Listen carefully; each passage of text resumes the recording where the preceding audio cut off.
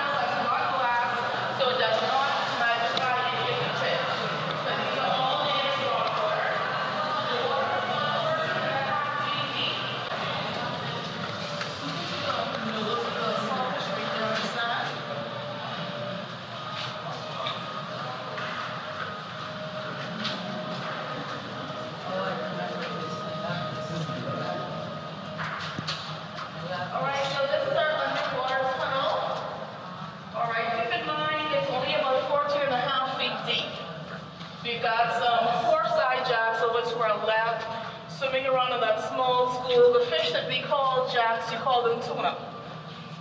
All right, now right over here to the left, these colorful fish are clean triggerfish. They do not have scales. They have really tough skin.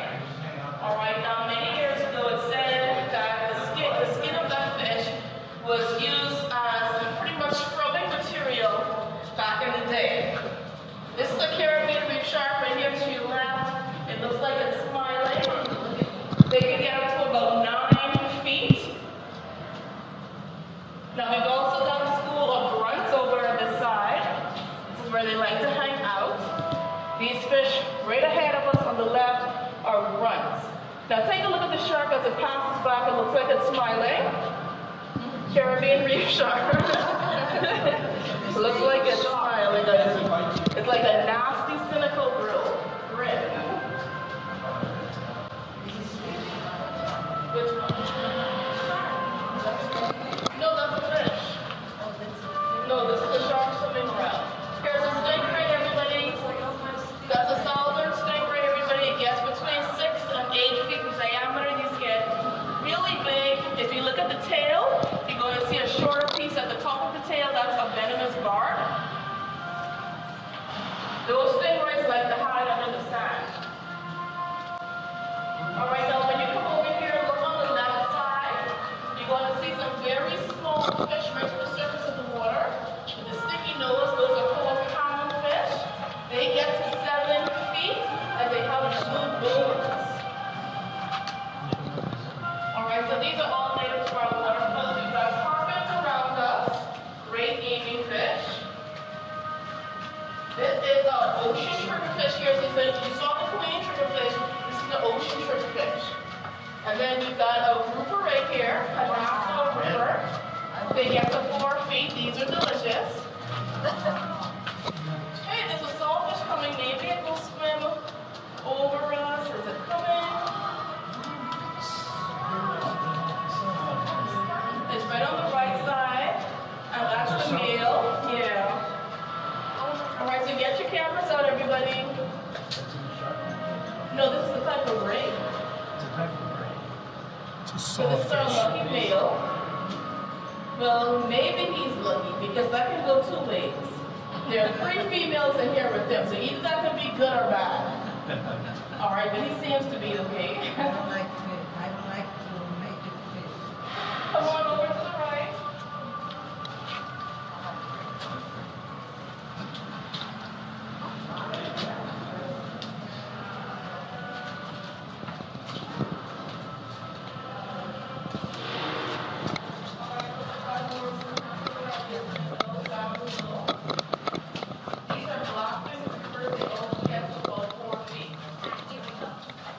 And then we've got got saltfish on the left side. I think this is actually one of the bigger females. And he's just swimming around her. He's probably trying to make friends, and she's not really giving him that time of day. And he lays down and takes a break. Alright, so we've got another barracuda coming around. The natives love to eat barracuda, but if you do plan on dining here in Atlantis, you're going to notice on the menu, it's going to say barracuda, eat at your own risk. Reasons are some barracudas are poisonous. Alright, but the barracuda tastes really good. But if I ever eat a barracuda, I don't eat it no bigger than this. It tastes really good, but I'm not about like getting poisoned live. So it's like diarrhea, vomiting, headaches, extreme pain. It's bad. Oh my God, not worth it. Rash, big rash. Watch your step as you come up the slope. But look on the right, you're going to see a lot of those groupers hiding in the rocks. They're very lazy and territorial fish. They just love to lure. They're very fast to lure. One of the fastest reef fish there are, especially for that size. It's very fast. You see it right on the right side. Yeah.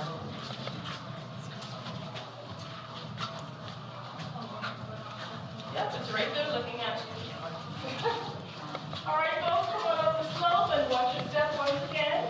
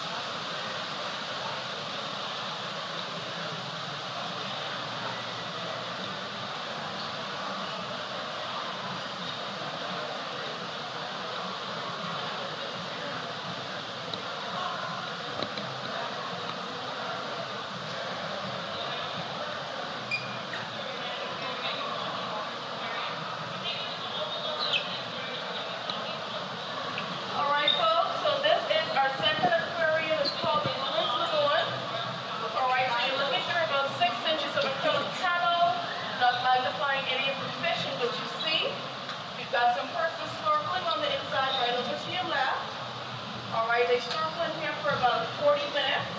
The length of the aquarium is about 600 feet.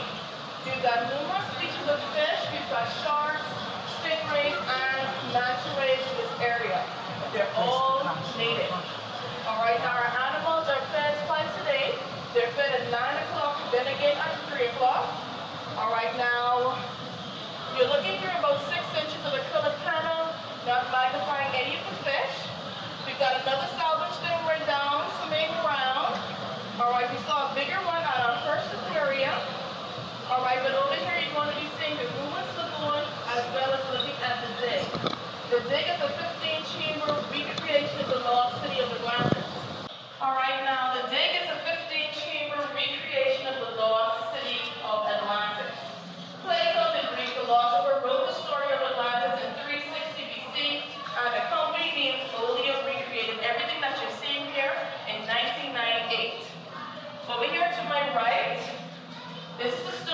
seal.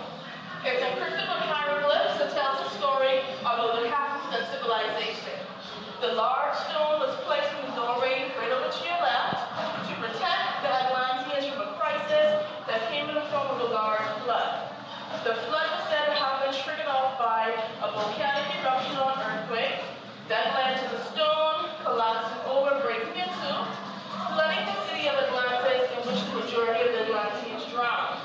A few of them survived by going into this vessel that led them onto areas like Egypt and Mexico. They were said to have a lot of influence on the construction of the Mayan temple as well as the pyramids. The ones who weren't able to get into the vessel were said to have frozen themselves but hope to return in the next 10,000 years. So Plato, the Greek philosopher, wrote the story of Atlantis in 360 BC based on what he saw in the past, and everything here is a recreation based on his story. All right, folks, come on down. All right, now this right here is the crystal corridor. So as you're walking through, you're going to see these quartz crystals really shiny inside the walls. These crystals are used in connection with the sun's energy to empower the city as well as the mechanisms of the divine fire. So these are real quartz crystals that you can get, and they're really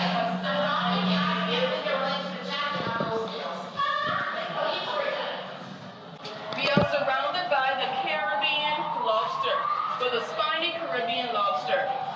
All right, now you can sit down. Okay, let me show you. Just sit down and relax those legs.